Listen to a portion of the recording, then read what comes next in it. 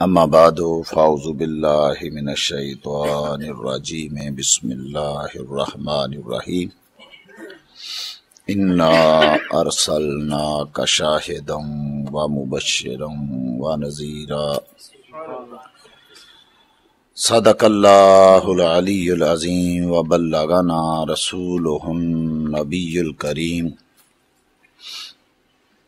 وَنَحْنُ عَلَىٰ ذَلِكَ مِنَ الشَّاهِدِينَ وَالشَّاكِرِينَ وَالْحَمْدُ لِلَّهِ رَبِّ الْعَالَمِينَ إِنَّ اللَّهَ وَمَلَائِكَتَهُ يُصَلُّونَ عَلَى النَّبِيِّ يَا أَيُّهَا الَّذِينَ آمَنُوا صلوا علیہ وسلموا تسلیما الصلاۃ والسلام علیک یا سیدی یا رسول اللہ وعلی آلک وصحابک یا سیدی یا حبیب اللہ الصلاۃ والسلام علیک یا سیدی یا رحمۃ للعالمین الصلاۃ والسلام علیک یا سیدی یا محبوب رب العالمین اللہم صل علی سیدنا و مولانا محمد بعدد کل ذرۃ مئۃ الف مرۃ کلما ذکرہ الذاکرون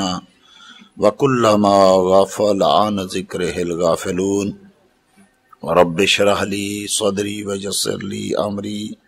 واحلل عقدۃ من لسانی یفقہوا قولی سبحان ربک رب العزۃ عما یصفون وسلام علی المرسلین والحمد للہ رب العالمین مولایا صلی وسلم دائما ابدا علی حبیبک خیر الخلق کلہم هو الحبیب الذی ترجا شفاعته لکل حول من الاحوال مقتحم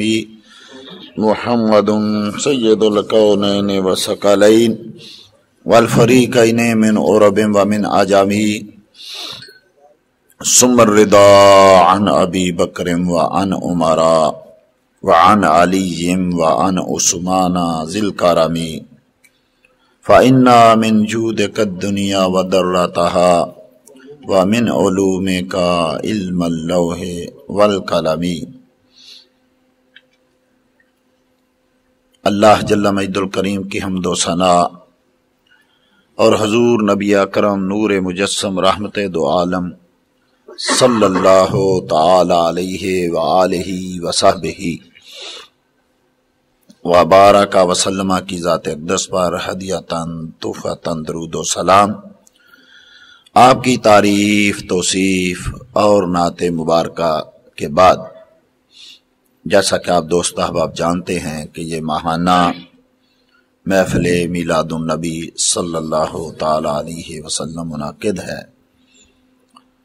اور ہم قرآن کریم کی ایک آیت کریمہ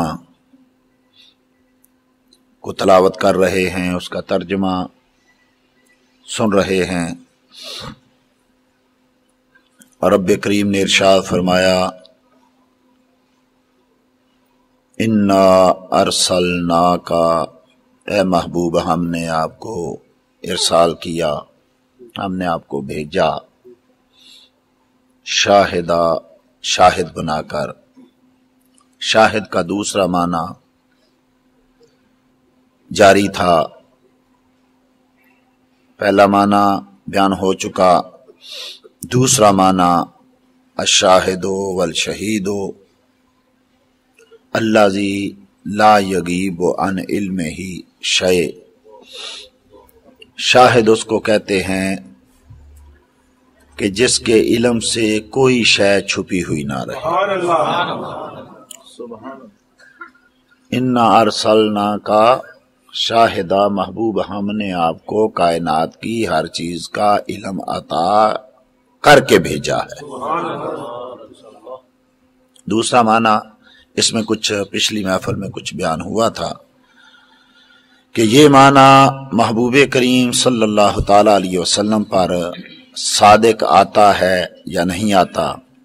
اور جب صادق آتا ہے محبوب کریم شاہد ہیں تو شاہد کا یہی معنی ہوتا ہے جو کائنات کی ہر چیز کو جان رہا ہو، کائنات کی ہر چیز کو دیکھ رہا ہو، جو ہو چکا اس کو بھی جانتا ہو، جو ہونے والا ہے اس کو بھی جانتا ہو۔ کتنے ہی صحابہ کرام رضی اللہ تعالی عنہم ہیں کہ جو ایمان ہی مصطفیٰ کریم صلی اللہ تعالی علیہ وسلم کے علم غیب پر لائے،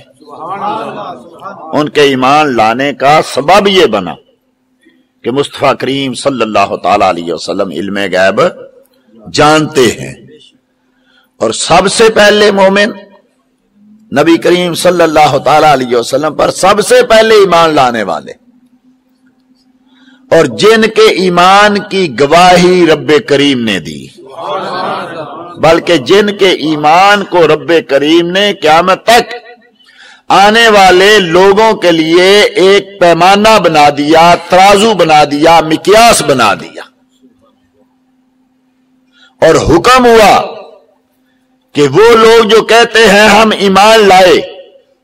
ان کو کہو یوں ایمان لاؤ جیسے ابو بکر ایمان لائے ہیں، کما آمن الناس ہو، تمہارا ایمان تب قبول ہوگا جب ابو بکر جیسا ایمان لاؤ گے۔ ابو بکر کیسا ایمان لائے تھے، عمر کیسا ایمان لائے تھے، کہ ایمان کا رتبہ یہ ہو کہ مصطفیٰ ان سے پوچھے نہ پوچھیں، مصطفیٰ خود کہے کہ میں جس کو مانتا ہوں اس کو ابو بکر بھی مانتا ہے۔ مسلم شریف کی حدیث کئی بار میں نے عرض کی کہ کسی آدمی نے آ کے عرض کی، آقا میں نے آج ایک گائے کے اوپر میں نے بوجھ لادا تھا، چل نہیں رہی تھی، میں نے مارا اس کو، وہ پیچھے مڑ کے کہنے لگی میں اس کام کے لیے تو نہیں بنی۔ آقا میں نے جانور کو بولتے دیکھا، گائے بولی ہے۔ مصطفیٰ کریم صلی اللہ تعالی علیہ وسلم نے فرمایا ہاں کوئی مانتا ہے مانے، نہیں مانتا نہ مانے، میں مانتا ہوں، میں مانتا ہوں۔ اور ساتھ ہی آقا کریم نے ارشاد فرمایا کوئی مانتا تو مانے، نہیں مانتا تو نہ مانے، ابو بکر مانتا ہے۔ ابو بکر پاس نہیں تھے، ابو بکر سے پوچھا نہیں ہے، ابو بکر نے اس چیز کی گواہی نہیں دی۔ مصطفیٰ نے کہا کہ میں کہتا ہوں میں مانتا ہوں تو ابو بکر مانے گا،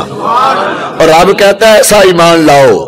مصطفیٰ کریم نے ارشاد ہے میں نے جس کے سامنے ایمان پیش کیا سب نے ہیل و حجت کی، یہ کیسے ہو سکتا ہے، کوئی معجزہ دکھائیں، کوئی کچھ کرے، یہ کرے وہ کرے، کئی دن تک لوگ سوچتے رہے، پھر جا کے ایمان لائے، سوائے ابو بکر کے کہ ادھر میں نے کہا ایمان لاؤ، ادھر ابو بکر ایمان لے آئے، اور ان کا ایمان بھی اللہ اکبر، جو حدیث میں آیا کہ کہیں حضرت ابو بکر رضی اللہ تعالی عنہ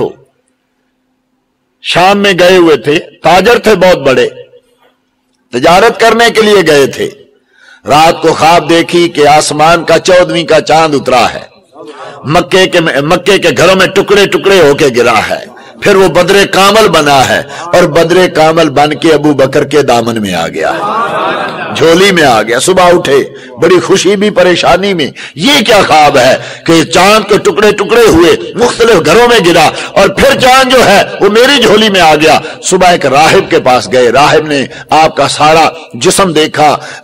ملاحظہ کیا، اور کہا نوجوان کہاں سے آئے ہو؟ کہا مکے سے آیا ہوں۔ کہا تیری خواب یہ بتاتی ہے کہ اللہ کا آخری نبی آنے والا ہے، اور وہ تیرے دامن میں تیری جھولی میں سر رکھ کے آرام کرے گا۔ ابو بکر صدیق نے اونے پونے بیچا سارا مال، دوڑے مکے آئے، آگے پتہ کیا کہ کوئی نئی چیز، کہا تیرے دوست محمد نے اعلان نبوت کر دیا۔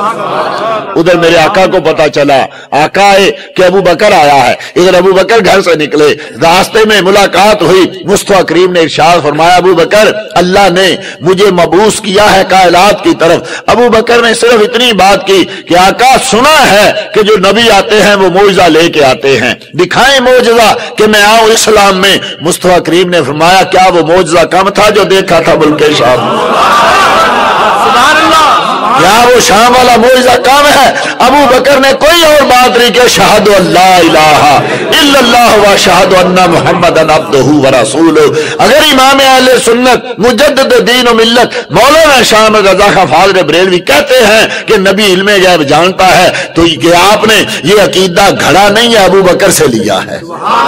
پہلا مومن اور کائنات میں سب نبیوں کے بعد افضل ترین شخص ایمان لایا تو مصطفیٰ کریم صلی اللہ تعالی علیہ وسلم کے علم غیب پر ایمان لایا۔